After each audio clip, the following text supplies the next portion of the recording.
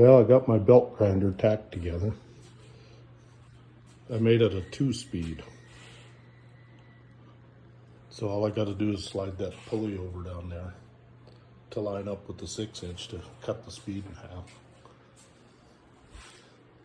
I had to buy that, platen right there, the wheels, and the 2 pillow blocks, and that's all I bought.